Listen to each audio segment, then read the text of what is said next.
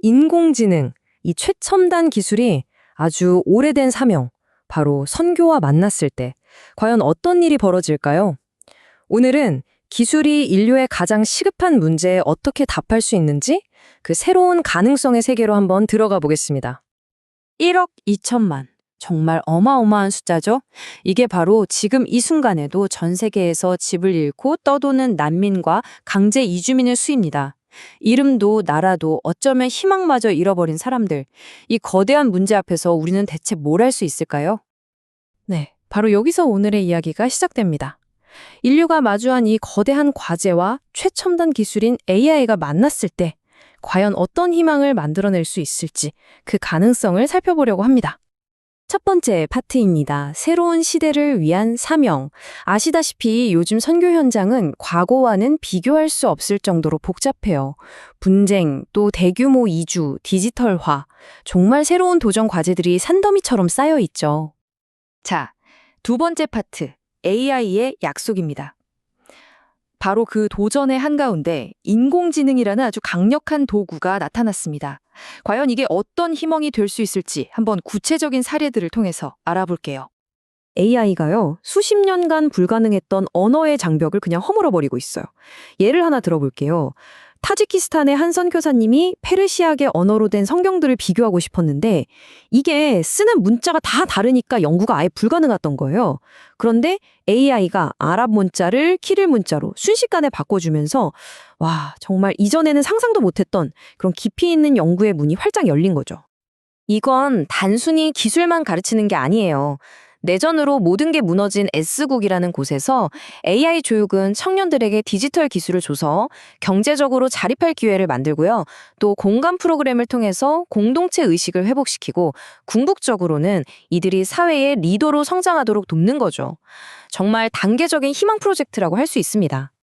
기술은 공동체를 만드는 방식까지 바꾸고 있어요. 뭐 대단한 기술도 아니고요. 구글 워크스페이스처럼 우리 모두가 쓰는 그런 플랫폼을 통해서 전 세계 사람들이 지리적 제약 없이 함께 성경을 공부하고 토론하는 그런 새로운 커뮤니티가 만들어지고 있다는 겁니다. 자, 그런데요. 이 모든 장밋빛 전망이 현실과 딱 마주했을 때 상황은 생각보다 훨씬 더 복잡해집니다. 이제부터는 기술의 약속과 현장의 냉정한 현실, 그 사이의 간극을 한번 들여다보겠습니다. 이거 레바논과 이집트의 난민 사역 현장에서 직접 나온 목소리입니다. AI로 디지털 일자리를 만들겠다 이런 원대한 계획은요, 인터넷과 은행 계좌라는 너무나 기본적인 인프라가 없다는 현실 앞에서 그냥 무력해진 거예요. 기술만으로는 해결할 수 없는 그런 근본적인 장벽이 있었던 거죠. 또 다른 장벽은 바로 사람의 마음이었습니다. 아무리 최고의 AI 도구를 줘도 너무나 오랜 절망감에 빠져서 자존감도 잃고 도전할 용기마저 없어진 사람들한테는 그게 다 무용지물이었던 거예요. 그러니까 지식을 주기 전에 동기부여와 심리적인 지지가 먼저 필요했던 거죠. 기술 자체의 위험성도 절대 무시할 수 없어요. AI가 없는 사실을 막 지어내는 걸 환각현상이라고 하거든요.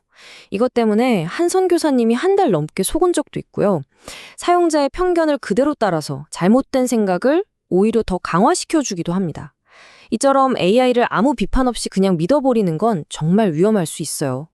아무리 좋은 의도와 충분한 자금이 있어도 현장을 모르면 실패할 수밖에 없습니다. 바로 이 사례가 그걸 보여주는데요. 기술과 플랫폼은 다 구축했는데 정작 그걸 쓸 사람들과 현지 환경에 대한 깊은 이해가 부족했던 거죠. 그 결과가 어땠는지는 명확합니다. 자, 이제 우리는 실용적인 문제를 넘어서 더 깊고 본질적인 질문으로 나아가야 합니다. 이 강력한 도구 앞에서 우리는 어떤 신학적 또 윤리적 성찰을 해야 할까요? 이 질문에 답하려면 미시오 데이라는 개념을 먼저 이해해야 합니다. 이게 뭐냐면 선교의 주체는 인간이나 교회가 아니라 바로 하나님이라는 관점이에요.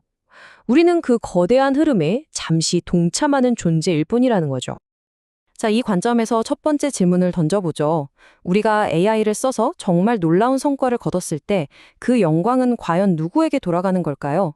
혹시 이게 우리의 성교적 야망이나 성과주의적인 욕심을 채우는 도구로 변질되고 있지는 않은지 돌아봐야 합니다. 그리고 두 번째 질문입니다. 어떤 문제가 생겼을 때 기도보다 AI에게 먼저 물어보고 있지는 않나요? 이건 도구에 대한 의존이 믿음의 자리를 차지하게 되는, 말하자면 현대판 우상숭배의 위험을 경고하는 겁니다. 사실 이게 완전히 새로운 문제는 아니에요. 과거 이스라엘의 백성이 하나님 대신 풍요를 약속하는 바알과 아세라를 섬겼던 것처럼 우리도 모르는 사이에 AI라는 이 강력한 도구를 믿음의 대상으로 삼을 위험이 있다는 뜻이죠. 오래된 문제가 현대적인 옷을 입고 다시 나타난 겁니다. 그렇다면 이 모든 가능성과 위험 속에서 현장의 사역자들이 내린 결론은 뭘까요? 이 AI 시대에 우리가 정말 붙잡아야 할 가장 본질적인 것은 과연 무엇일까요? 여기서 중요한 건 AI를 무조건 악마처럼 보는 게 아니라는 거예요. AI는 분명 우리의 지식과 정보의 한계를 뛰어넘게 해주는 강력한 도구입니다. 하지만 우리는 이것이 어디까지나 도구로만 남아야 한다는 사실을 절대 잊어서는 안 됩니다. 그리고 마침내 나이동 선교사님이 난민들과 함께하면서 얻은 이 결론에 도달하게 됩니다. 모든 기술적인 시도를 다 해본 끝에 발견한 가장 본질적이고 강력한 해결책은 놀랍게도 기술이 아니었어요. 바로 그들의 아픔을 들어주고 함께 시간을 보내주고 그 존재 자체를 사랑해주는 것. 바로 사랑이었습니다. 이 마지막 문장이 우리에게 정말 깊은 울림을 주는 것 같아요. 기술이 발전하면 할수록 우리는 역설적으로 더 깊이 사랑하고 더 진심으로 소통하는 것처럼 오직 인간만이 할 수 있는 일의 가치를 다시 발견하게 된다는 거죠. AI 시대, 여러분이 집중해야 할 것은 무엇인가요?